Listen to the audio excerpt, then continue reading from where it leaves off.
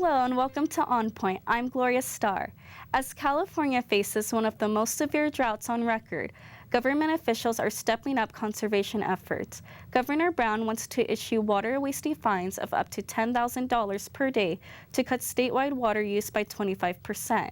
CSUN students say they support the new legislation but disagree on who should be required to cut back on water when roughly 80% of the state's surface water is used for agricultural purposes. $10,000 sounds very excessive, but I think with our situation, it's not so excessive if you think about the consequences. $10,000 isn't a lot, especially who Jerry Brown wants to focus on. He wants to focus on businesses who use more water. That means they have the resources to pay for it. I definitely agree that we could severely limit water for companies, not the farmers. Many farmers are under fire as the state continues to produce thirsty crops. Just one broccoli head uses 5.4 gallons of water. One walnut uses 4.9 gallons. Some CSUN students are doing their part. When I take showers, I limit my time in the shower. I don't bathe like I used to when I was a kid. When I brush my teeth, I don't keep the water running. Little things like that. No washing cars. I don't like washing my car, so it's a little bit dirty, so I'm doing that. Turn off your sprinklers and limit your showers. On Point's Kelsey Ducklow has more. Thank you, Gloria. I'd like to welcome my guests today, Dr. Amalie Orme, CSUN Geography Professor, Dr. Helen Cox, CSUN Geography Professor and Director of the Institute for Sustainability, and Blake Sanden, Irrigation and Agronomy Farm Advisor for the University of California Cooperative Extension. Thank you for joining me today. You're welcome. Thank you. So in Los Angeles, everybody knows that we're in a drought right now, but we still see water coming out of our faucets. We see sprinklers watering lawns. As a scientist and expert, Amalie, can you explain what classifies a drought and how we define it? We define a drought fundamentally by looking at averages, and we know that for the past 3 years that we have been below average in terms of precipitation in the state, as well as snowpack in the Sierra Nevada. It's not surprising because this is one part of a recurring event within our history, both written history and before we have written history in this region. It's very common to have years where we have below average precipitation. What makes this a little bit different this time is that it's impacting an area which has a much larger population than we've experienced in the past. Great. And Blake, how did farmers define this drought in their worlds? That is in words we can repeat on the air. I think basically a farmer is going to define drought by looking at the condition of his crops. And if he has, as a good friend, John Harris, a Harris Ranch restaurant up along I-5, he has 7,000 acres. And he defines a drought as being insufficient water to be able to plant all of his acreage. And as we speak right now, of that 7,000 acres, about 2,800, I believe, 3,000 are planted to tree crops. And the rest of his 4,000 acres are completely fallow because any scrap of water he can find on the California aqueduct or with suitable wells that he has in his property, that water is going to his trees. And Helen, have we seen something like this before? Is this kind of the first of its kind? How is it different from previous years? Well, there have been mega droughts in the past. It's not clear right now exactly how long this will last. It could be a kind of a 1 in 1,000 year drought if it's a really, really severe drought. So certainly there have been periodic through California history. This current one has been for about 3 years now, I believe. Yes. It's different in that the water that we get, from the Sierra Nevadas and now has to serve a much, much larger urban population, as Dr. Orme was just mentioning. So, of course, there have been droughts before, but because we're so reliant on it in terms of our infrastructure, in terms of our agriculture, in terms of the economy of of California, that it has a much, much bigger impact now than it might have done, you know, in the past. You mentioned megadroughts, and megadroughts are classified broadly as 25 years. And it's very difficult to imagine with a population like this and the agriculture and industry and the infrastructure to be able to sustain that. Because if we look at the past in the southwestern United States, we've seen megadroughts in the 2nd century, which lasted over 200 years. Yes. And then, of course, there's the medieval drought. And the medieval drought was on the order of about 120, 140 years. Great. Helen, is climate change partially to blame for this drought? It's really hard to attribute one single event, whether it's a weather event or a drought, with climate change directly. So climate change is responsible for long-term average change over time.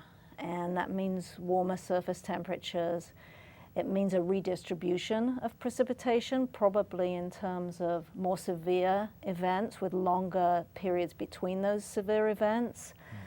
But drought also it's not just the amount of precipitation that's falling, it's the difference between the rate at which water evaporates from the ground and the rate at which it's replenished. So in a warmer climate, you're going to have more evaporation. So therefore, there is going to be less water available for groundwater and for agriculture and things like that in general as a result of climate change. But the conditions that are occurring now that are causing this drought, which is a persistent high pressure sitting out in the Pacific Ocean, those kinds of conditions are thought to be going to be more persistent. This is sort of, could be indicative or a harbinger of things to come in the future. So it's not that this particular drought is a result of climate change, but this is probably indicative of what will be more common in the future with climate change. And you know, there's another mechanical side to that issue of even if we keep the same precipitation, return to normal hydrology, but if we see a significant decrease in the snowpack, absolutely, as many of the models indicate, right, what that does is it causes a huger flush of water coming out in the springtime with much less storage. And we've used the snow to supply California with water during the summer.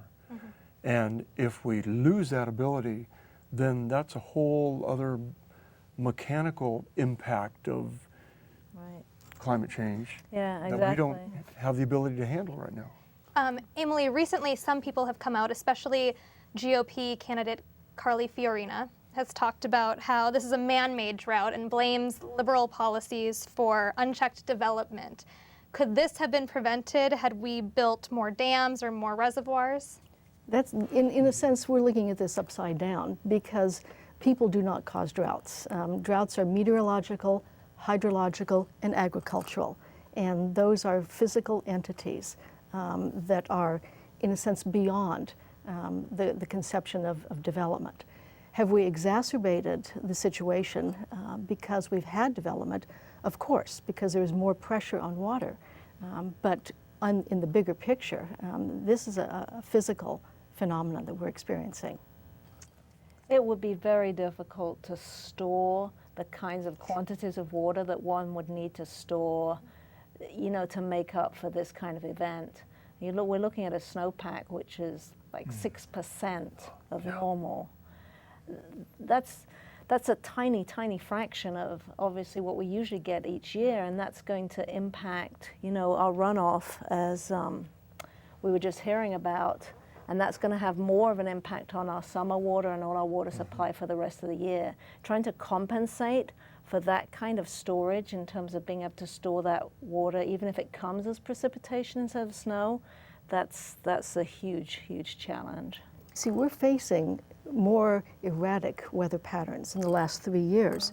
And what we've seen is that this February and last year, the warm season was exceptional. And it was well above what we consider to be average temperatures. And in fact, these are the warmest Februarys the last 2 years that we have on record. And what that means is, of course, as Helen has pointed out, that the snowpack is melting much faster. And in that regard, what we do store is immediately almost lost. Blake, can you explain how agriculture has had a role, if any, in contributing to this drought? Well,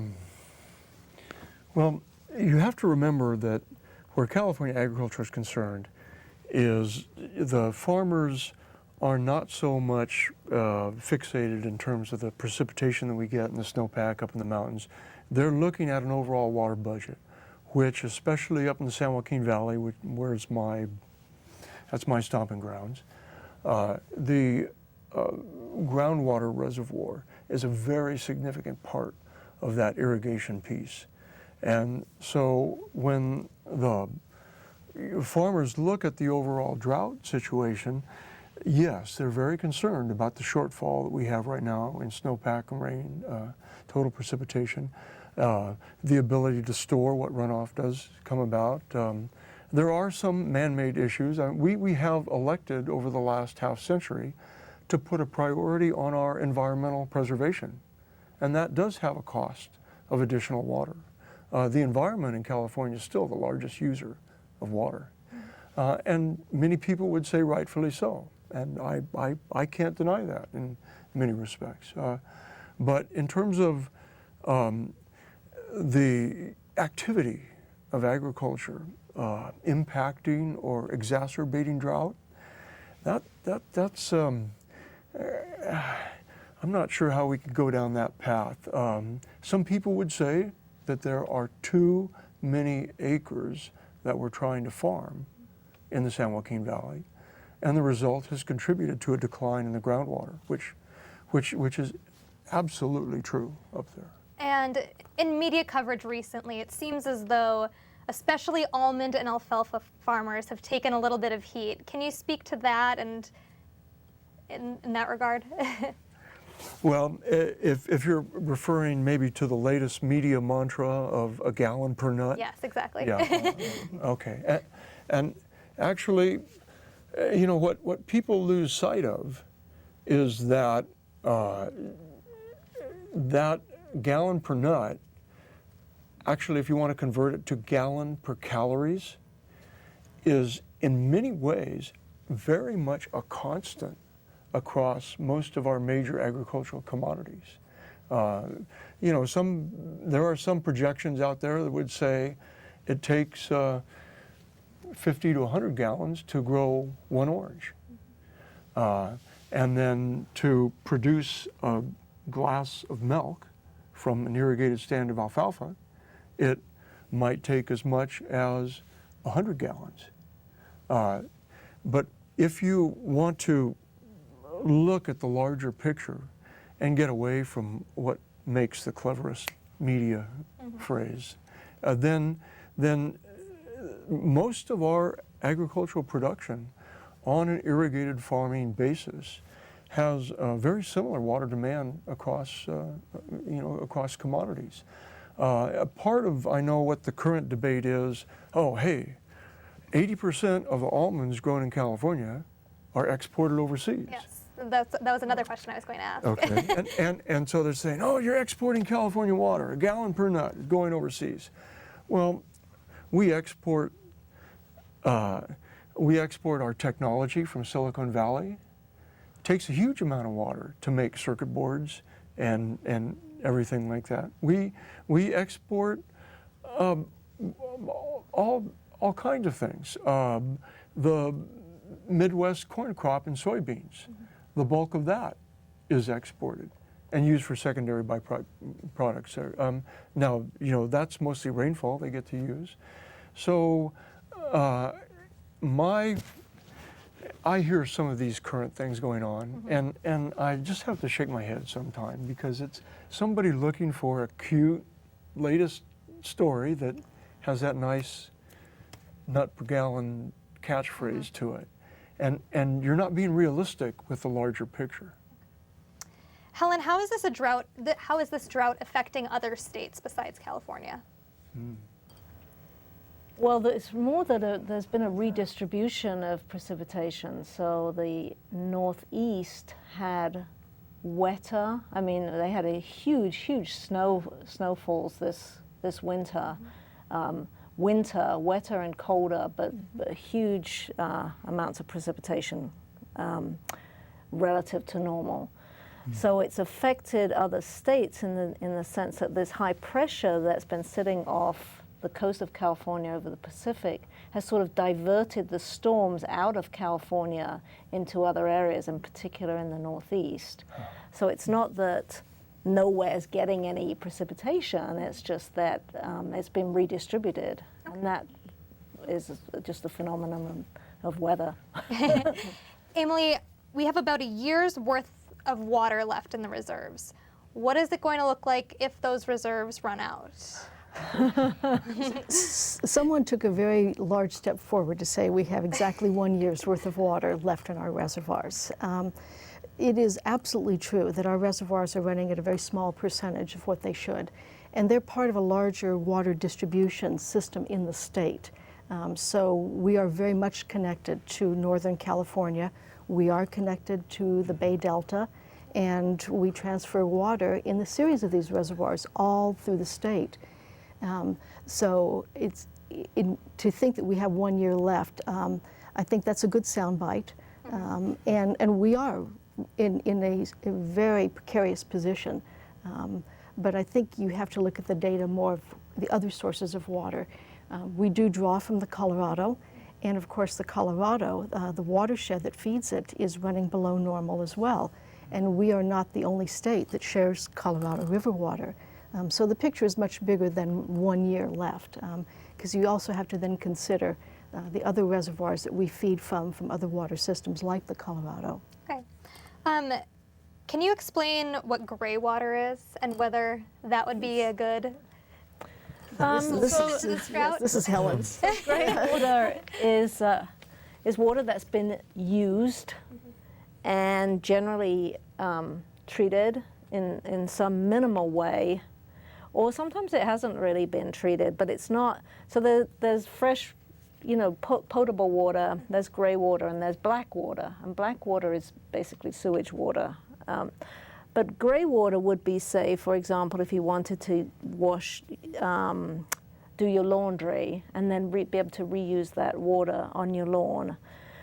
So you could maybe capture that and reuse it with very mild kind of filtration. With gray water, one has to be quite careful about what is going into the ground, because if there's any kinds of chemicals, soaps, detergents, any of that can ultimately affect your soils. There are new kind of regulations being drafted in various cities to address the use of gray water recycling, because obviously the more that we can reuse, the better. But it has been rather slow to come into effect, and that's mostly because of concerns about public health and safety. And so those regulatory agencies are not too quick to jump into it without doing, all the studies that are necessary. So on a kind of a household scale in general, a lot of people are using gray water. As I say, you just have to be careful about what's in the water.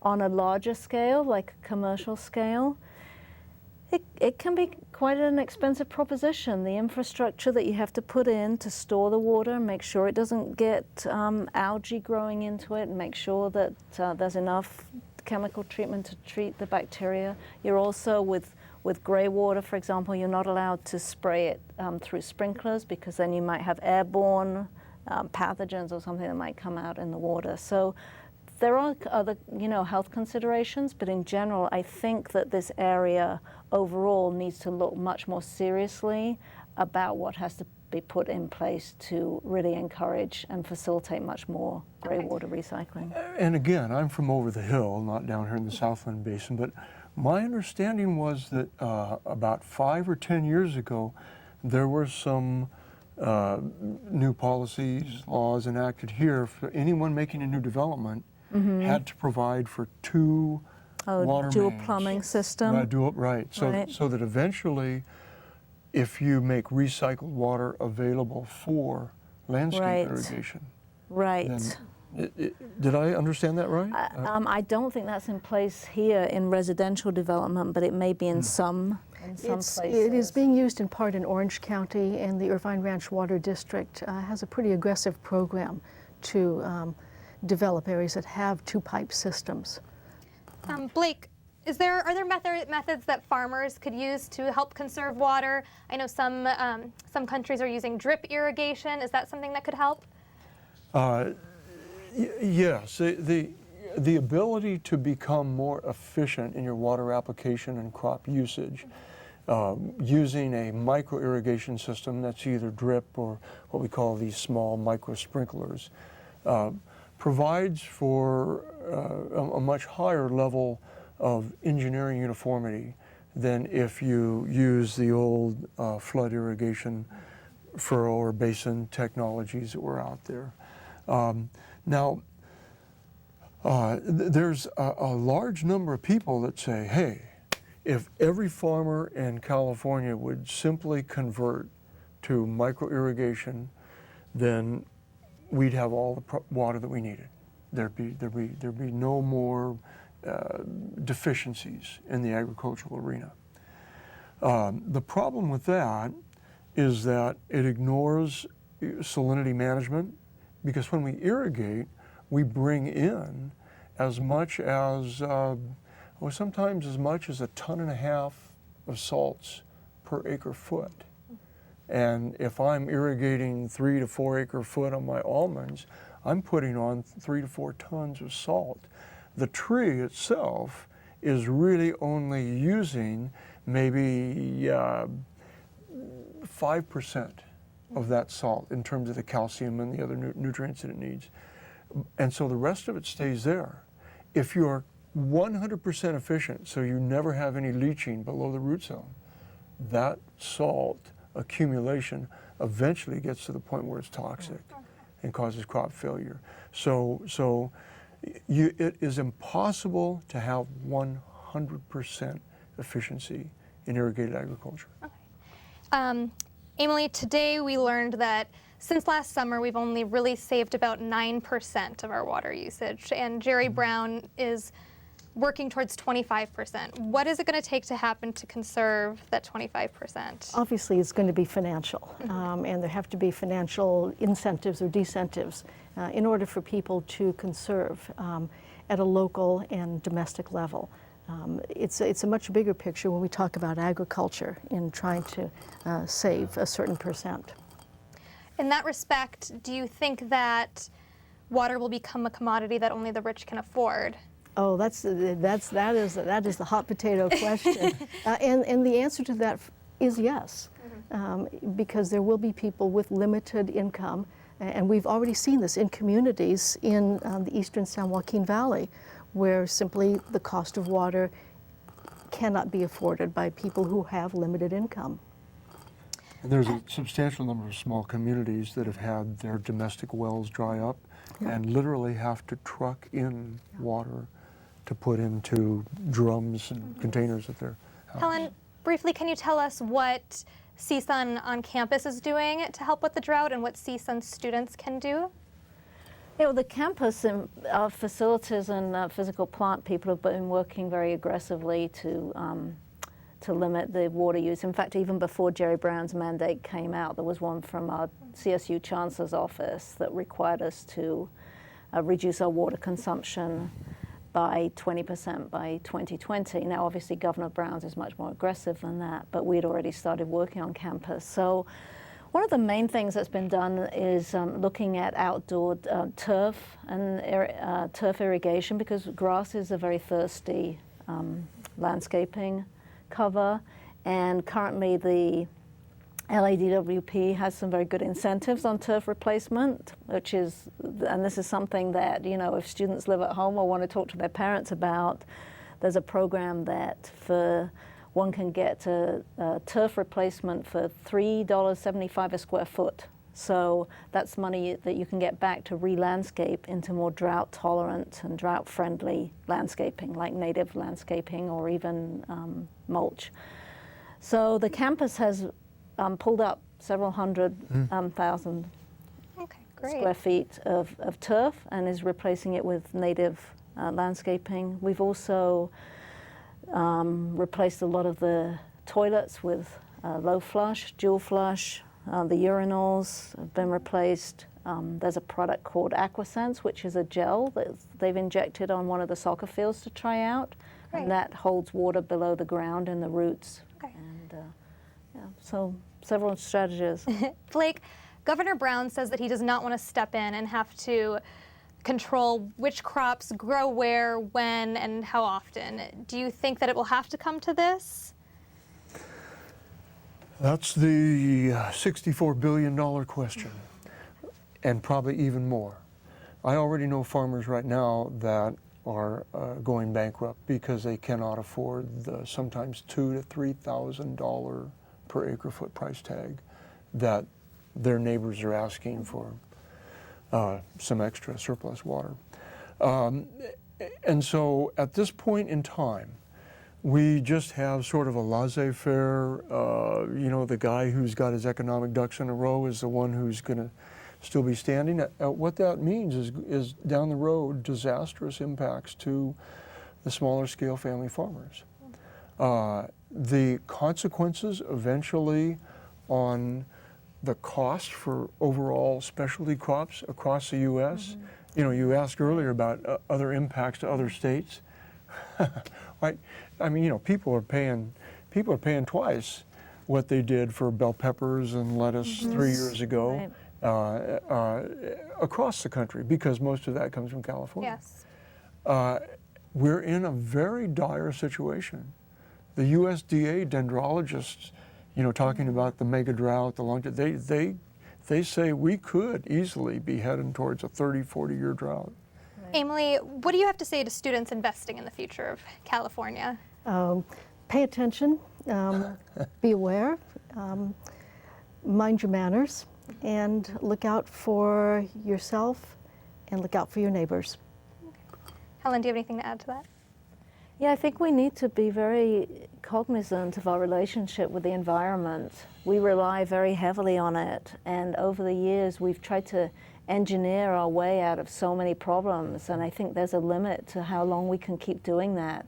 And in the end, we sort of have to live within our means, not just our financial means, but the means of the environment.